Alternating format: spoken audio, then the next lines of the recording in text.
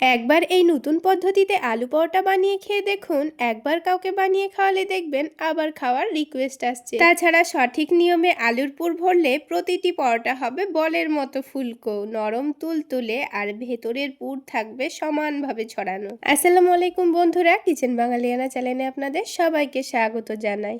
চলুন তাহলে কিভাবে পরোটাগুলো বানিয়ে নিচ্ছি ঝটপট দেখে নিই। সবার প্রথমে একটা মিক্সিং বোলের মধ্যে প্রথমে 1 কাপ পরিমাণ নিয়েছি ময়দা, আর তার সাথেই দিয়ে দিচ্ছি 1 কাপ পরিমাণ আটা।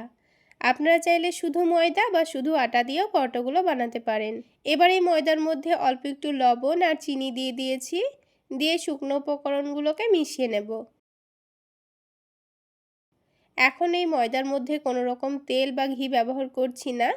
তো এবার ভালো করে মিশিয়ে নেওয়া হয়ে গেল। এবার বারে বারে অল্প অল্প করে পানি দিয়ে আমি ডোটা মেখে নেব।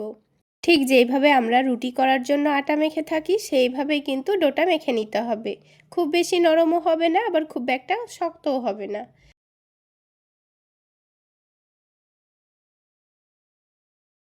তো দেখুন ডোটা আমি কিছুক্ষণ ভালো করে মধ্যে মধ্যে সফট করে নিচ্ছি। এইভাবে করে ডোটা মাখলে দেখবেন পরোটাগুলো অনেকটাই নরম তুলতুলে তৈরি হবে। এবার সব শেষে 1 টেবিল চামচ সয়াবিন তেল দিয়ে ডোটাকে আবার একটু ভালো করে মেখে নেব। আপনারা চাইলে তেলের পরিবর্তে ঘিও ব্যবহার করতে পারেন। ঘি দিয়ে এভাবে করেই ঠিক ভালোভাবে ডলে ডলে মেখে নেবেন। তো দেখুন ডোটা আবারও একটু ভালো করে স্মুথ করে নিচ্ছি, দিয়ে এটাকে ঢেকে আমি 10 মিনিটের জন্য রেস্টে রাখবো। তাহলে ডোটা এখনকার থেকে আরও অনেকটা স্মুথ হয়ে যাবে।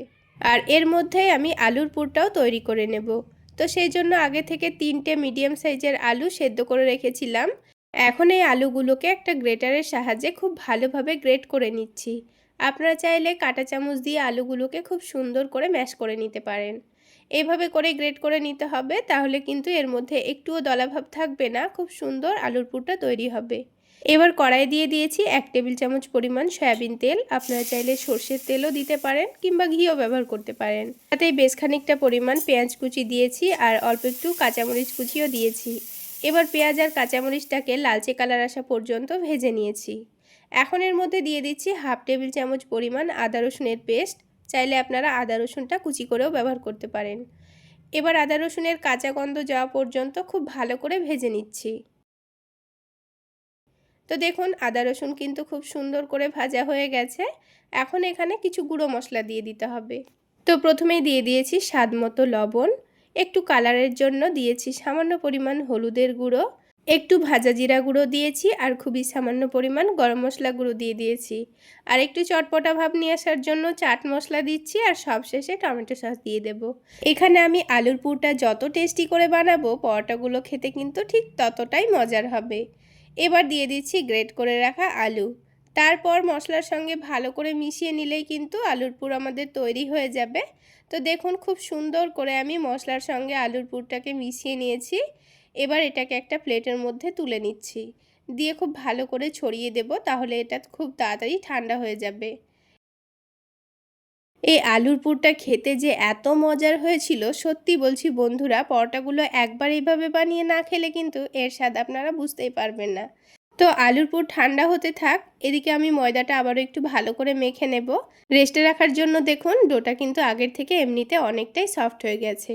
তো খুব সুন্দর স্মুথ করে ডোটা আবারও একটু ভালো করে মেখে নিয়েছি। এবার এই ডোটা থেকে আমি কয়েকটা লেচি কেটে নেব।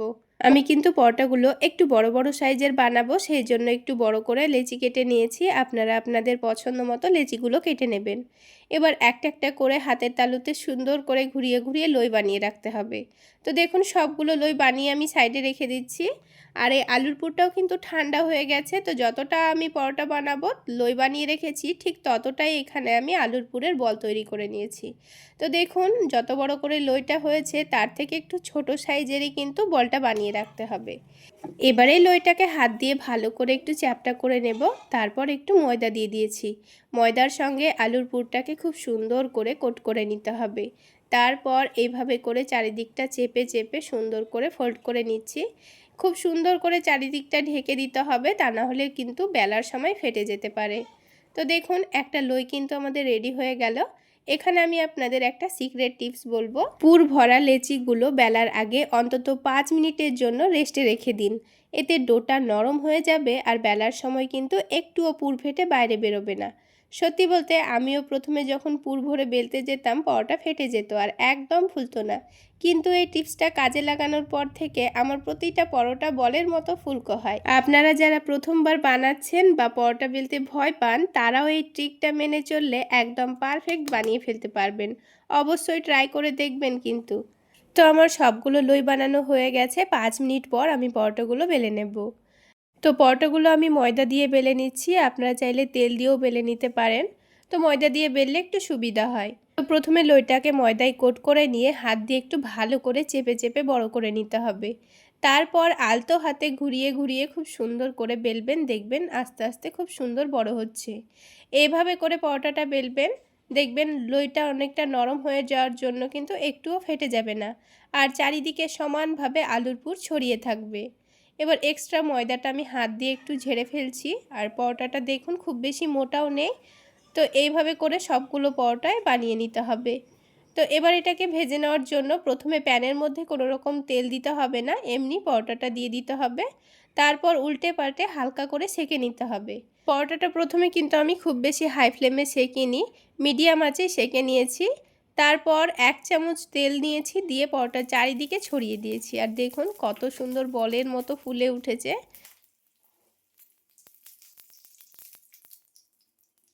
তো এবার আমি অল্প একটু তেল দিয়ে প্যানের চারিদিকে পরোটাটা ঘুরিয়ে ঘুরিয়ে সেঁকে নেব, তাহলে চারিদিকটায় খুব সুন্দর কালার আসবে। আর পরোটাগুলো ভাজতে খুব একটা তেলেরও দরকার নেই। তো একটা পরোটা আমাদের তৈরি করা হয়ে গেল। তো আমি আপনাদের বোঝার সুবিধার জন্য আরও একটা পরোটা ভেজে দেখিয়ে দিচ্ছি। ঠিক একইভাবে প্রথমে আমি তেল দিইনি, দিয়ে পরোটাটা উল্টে পাল্টে সেঁকে নিয়ে 1 টেবিল চামচ মতো তেল দিয়েছি। আর এই পরোটাটাও দেখুন কত সুন্দর বলের মতো ফুলে উঠেছে। পরোটাগুলো দেখতেই অনেকটা লোভনীয় লাগছে। তো দেখুন খুব সুন্দর কালার করে আমি এটাকেও সেঁকে নিয়েছি। ঠিক একইভাবে আমি সবগুলো ভেজে নিয়েছি। আর দেখুন প্রত্যেকটা পরোটাই হয়েছে বলের মতো ফুলকো। পরোটার ভেতরটা দেখুন চারিদিকে কিন্তু সমানভাবে আলুর পুর ছড়িয়ে আছে। এই আলুর পুরটা খেতে এত মজার হয়েছিল, পরোটা খাওয়ার জন্য কিন্তু আলাদা করে সবজি করার কোনো রকম ঝামেলা নেই। শুধু অল্প একটু টমেটো সস দিয়ে খেয়ে নিতে পারবেন। আর দেখুন কতটা তুলোর মতো নরম তুলতুলে হয়েছে। সকালে বানিয়ে সারাদিন রেখে দিলে কিন্তু এই রকমই তুলোর মতো নরম তুলতুলে থাকবে। তাহলে বন্ধুরা আজকের এই আলু পরোটা রেসিপিটা আপনাদের কেমন লাগলো অবশ্যই কমেন্ট করে জানাবেন। আর ভালো লাগলে একটা লাইক শেয়ার করে দেবেন। আর আমার এই সহজ রেসিপিগুলো যদি ইউটিউব চ্যানেল থেকে দেখে থাকেন চ্যানেলটি সাবস্ক্রাইব করে দেবেন। আর ফেসবুক পেজ থেকে দেখে থাকলে পেজটি ফলো করে দেবেন। তাহলে বন্ধুরা আজকে এই পর্যন্তই। সকলে অনেক বেশি ভালো থাকবেন, সুস্থ থাকবেন। দেখা হবে আবারও একটি নতুন রেসিপি নিয়ে পরের ভিডিওতে।